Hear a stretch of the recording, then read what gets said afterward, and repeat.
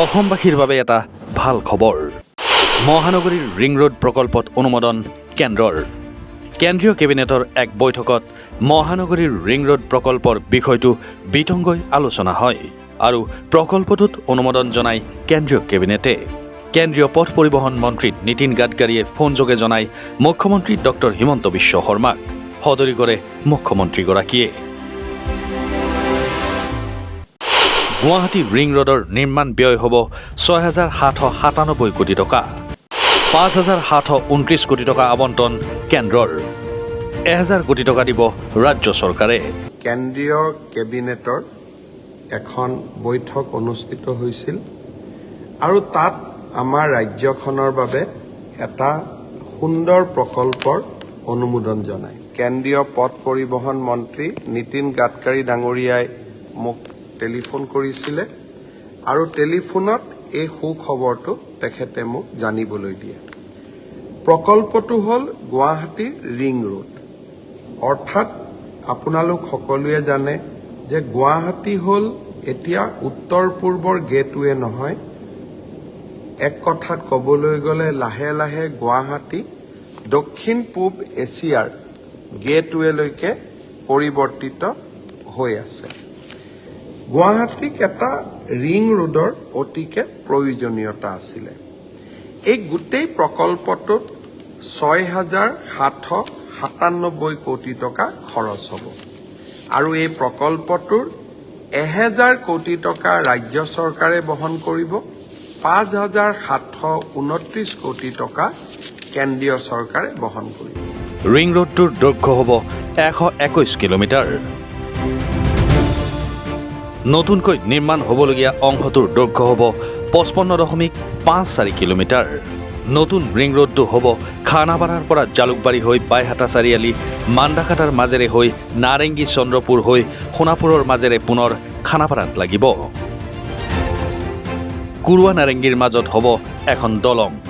এতিয়া যিটো Guwahati ring road প্ৰকল্প হ'ব, ই 55.54 অৰ্থাৎ 55.54 কিলোমিটাৰ হ'ব।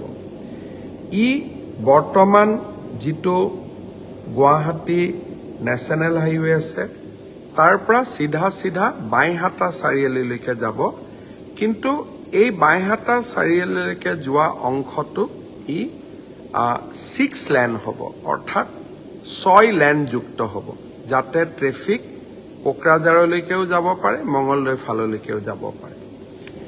যেতিয়া আমি বাইহাটা চাৰিআলি গৈ পাম, বাইহাটা চাৰিআলিৰ পৰা ই পোনে পোনে কুৰুৱালৈকে যাব। কুৰুৱা আৰু নাৰেংগী চন্দ্ৰপুৰৰ মাজত এখন নতুন ব্ৰহ্মপুত্ৰৰ ওপৰত দলং হ'ব। তাৰ পিছত ই আকৌ সোণাপুৰলৈকে আহিব। সোণাপুৰৰ পৰা আকৌ 6 লেন এটা ৰাস্তা, বৰ্তমানৰ ৰাস্তাটোৰ ওপৰতে 6 লেনযুক্ত এটা পথ হ'ব, সি খানাপাৰাত লগ লাগিব। অৰ্থাৎ যদি মই সহজ ভাষাত বুজাই দিওঁ, বৰ্তমান খানাপাৰাৰ পৰা আমি জালুকবাৰী যাম, ই 6 লেনযুক্ত ইতিমধ্যে হৈছে। জালুকবাৰীৰ পৰা বাইহাটা চাৰিআলিলৈকেও ই এতিয়া 6 লেনযুক্ত হ'ব। বাইহাটা চাৰিআলিৰ পৰা আমি পোনে পোনে কুৰুৱালৈকে যাম। আমি চিপাঝাৰ গৈ নাপাওঁ, আমি কুৰুৱা গৈ পাম। মাণ্ডাকাটাৰ মাজেৰে আমি কুৰুৱা গৈ পাম। কুৰুৱা আৰু চন্দ্ৰপুৰৰ মাজত এখন দলং হ'ব, তাক আমি নাৰেংগী কুৰুৱা দলং বুলিও কওঁ। ব্ৰহ্মপুত্ৰৰ ওপৰত এখন দলং হ'ব আৰু এই দলংখন 3 কিলোমিটাৰৰ দলং হ'ব আৰু এই গোটেই ৰাস্তাটোত কেইবাটাও জেগাত ফ্লাইঅভাৰ থাকিব, ৰোড অভাৰব্ৰিজ থাকিব। সোণাপুৰত গৈ ৰাস্তাটো ওলাবগৈ।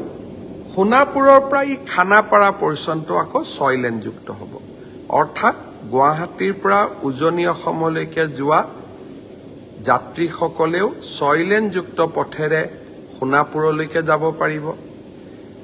মঙলদৈৰ পৰা গুৱাহাটীলৈকে নহাকৈ সোণাপুৰৰ পৰা পোনে পোনে উজনিলৈ যাব পাৰিব, গুৱাহাটীলৈ আহিব পাৰিব আৰু বাইহাটা চাৰিআলিৰ পৰা কোনোবা মানুহৰ যদি গুৱাহাটীত কাম নাথাকে, বিমানবন্দৰলৈকে যাব খোজে বা মঙলদৈৰ পৰা বিমানবন্দৰলৈকে আহিব খোজে, তেওঁলোকে পোনে পোনে নাৰেংগী কুৰুৱা দলংখনেদি নেশ্যনেল হাইৱেত উঠি বিমানবন্দৰলৈ গুচি যাব পাৰিব।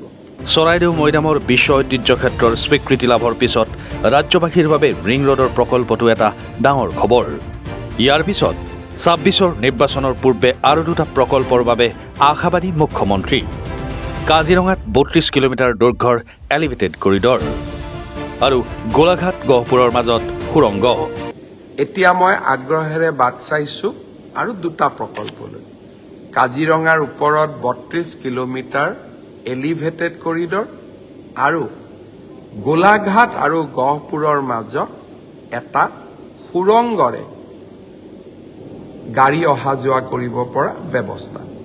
অৰ্থাৎ এই গোটেইকেইটা প্ৰকল্প ২০২৬ চনৰ আগতে ভাৰত চৰকাৰৰ পৰা অনুমোদন কৰাৰ বাবে মই নিৰন্তৰ প্ৰচেষ্টা কৰি আছোঁ।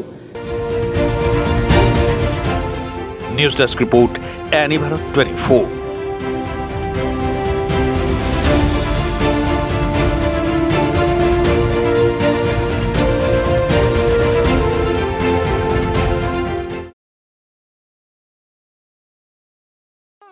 ৰব, আপুনি যে এটা অপৰাধ কৰিবলৈ গৈ আছে, আপুনি জানেনে? এই নাবালিকাগৰাকীক এতিয়াই বিয়াত বহোৱাটো যে এটা অপৰাধ, আপুনি জানেনে? অপৰাধ কেনেকৈ? মোৰ ছোৱালী, মোৰ কথা। তুমি যিয়েই নোকোৱা ভূঞা, ১৮ বছৰৰ তলৰ যিকোনো কন্যা সন্তানৰ বিয়া দিলেই আইনগতভাৱে এক দণ্ডনীয় অপৰাধ। বিয়া দিয়াজন যিমান দায়ী, বিয়া পতাজনো সমানে দায়ী। এতিয়া তাই পঢ়া শুনা কৰাৰ বয়স, খেলা ধূলা কৰাৰ বয়স। তাইক খেলিবলৈ দিয়ক, পঢ়িবলৈ দিয়ক, আৰু চাব এদিন আপুনি তাইক লৈ গৌৰৱ অনুভৱ কৰিব পাৰিব। এতিয়াই তাইক সংসাৰৰ বোজা দি তাইৰ ভৱিষ্যত জীৱনটো অন্ধকাৰ কৰাৰ অধিকাৰ তোমাৰ জানো আছে? মোৰ ভুল হৈ গ'ল মাজনী, মোক ক্ষমা কৰিবা। শিক্ষা ল'ৰা ছোৱালী উভয়ৰে প্ৰাপ্য আৰু অধিকাৰ। আপোনাৰ কন্যা সন্তানক তাইৰ এই প্ৰাপ্যৰ পৰা বঞ্চিত নকৰাব। বাল্য বিবাহ ভাৰতীয় আইনৰ দ্বাৰা বিহিত এক দণ্ডনীয় অপৰাধ। এনে অপৰাধ কৰি আপোনাৰ কন্যা সন্তানৰ ভৱিষ্যত অন্ধকাৰৰ মাজলৈ ঠেলি নিদিব।